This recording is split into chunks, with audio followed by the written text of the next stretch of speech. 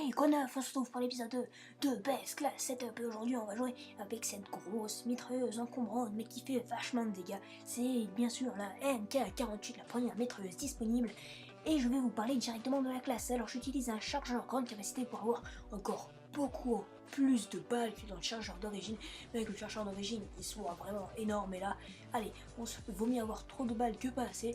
Et ensuite j'utilise une poignée économique pour viser 2 fois plus rapidement. Regardez, c'est presque instantané, c'est instantané même, regardez. Hop là, voilà, hop, je me loupe, c'est pas grave.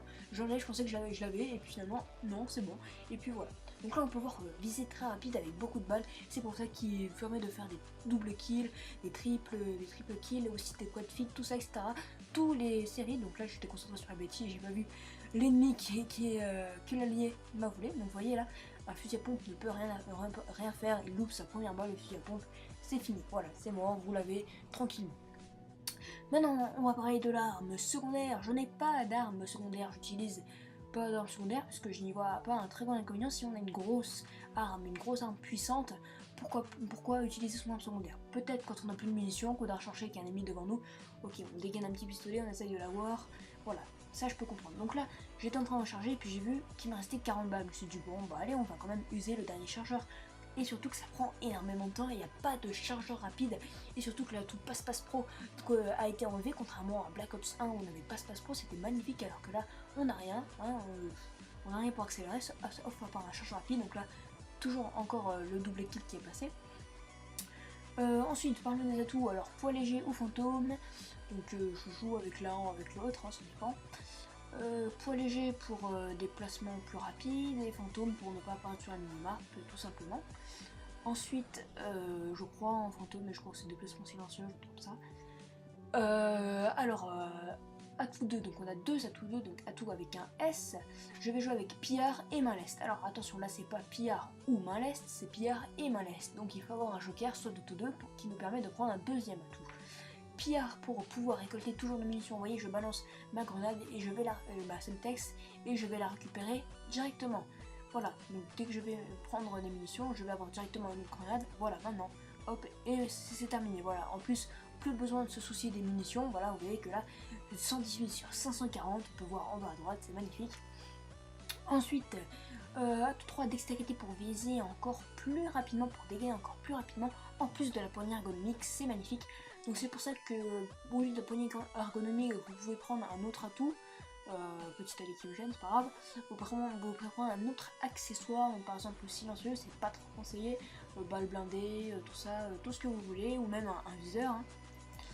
Au lieu de prendre deux atouts, vous prenez vous prenez juste pillard et ce que vous faites principal sur récupérer un joker. Donc là voilà, juste 2 secondes, vous voyez que là c'était super précis, le mec qui était tout en face, le viseur est franchement magnifique. Moi j'ai pas besoin d'utiliser le viseur, les viseurs laser, les EOTech, etc. Donc voilà, donc pour revenir, Semtex, voilà, donc vous pouvez prendre le joker principal suréquipé pour en plus de 2 accessoires prendre un autre et prendre par exemple un viseur. Donc là voilà, le temps de rechargement est extrêmement long. Et oui, donc là je me suis loupé, donc j'ai eu un ennemi, bon, allez voilà, un deuxième ennemi, je voulais avoir le troisième, et puis non, j'étais à court de munitions, alors je me cache, ils ne voient pas, mes alliés vont tranquillement aller le finir, et puis là, hop hop hop, je vois qu'il y a quelqu'un derrière moi, hop, je me retourne, et je mets un beau turn, voilà. Alors, donc Mortel, Semtex ou C4 ou Grenade, mais moi je prime quand même C4 et Semtex. Ensuite, en tactique, je l'utilise tout simplement une insertion tactique. Vous pouvez prendre flash, fumigène, tout ce que vous voulez, ça c'est franchement libre à vous. Les mortels et les tactiques, c'est comme vous voulez. Ensuite, en parlant des score strike, c'est exactement les mêmes que d'habitude. Donc, j'utilise un lightning strike, donc un foudroiement. Juste avant, il y a le missile Storm, donc missile Storm. Ensuite, il y a le foudroiement, donc la spawn totalement foireux. J'ai même pas mis d'insertion, je pense. Et ensuite le drone Discord, voilà, qui va nous rapporter quelques kills. Voilà, donc c'est à peu près tout ce que j'avais à dire sur cette arme. Si je puis dire, cette arme est polyvalente, si je puis dire. Cette arme, elle est polyvalente, elle est énorme, elle a beaucoup de dégâts, c'est magnifique. C'est magnifique.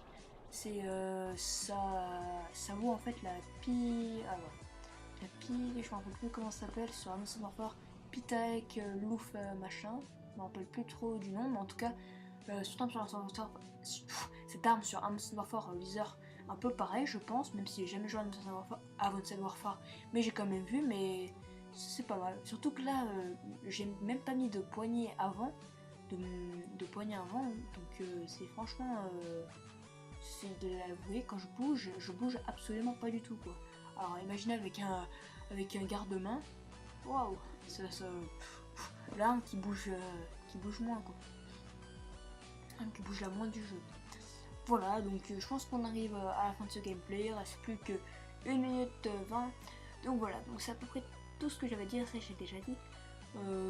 Voilà, en tout cas je vous recommande cette arme, et comme j'ai commencé à faire des petits gameplays avec la mitrailleuse, j'ai vu que j'en sortais super bien, etc. Le temps de rechargement, nickel, pas de problème, j'arrive bien à gérer comme vous voyez.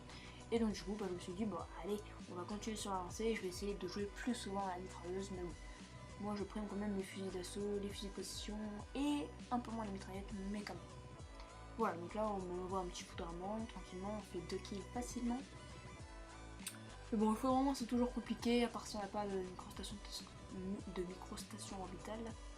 Bon, voilà, donc là je pensais vraiment que je l'avais tué, mais finalement non, mais j'arrive quand même à l'avoir. Voilà, donc vous pouvez aller voir mes 2 dernières vidéos qui vont apparaître à la fin de ce gameplay. Et moi je vous dis à très bientôt et je vous laisse avec ces images de jeu. Voilà, juste avant de partir, je vous annonce le prochain Best Class Setup, donc je pense le faire sur la MSMC, une mitraillette qui est vraiment superbe, vous allez voir dans le prochain épisode et on se retrouve très bientôt. Allez, salut à tous, je vous laisse avec le gameplay.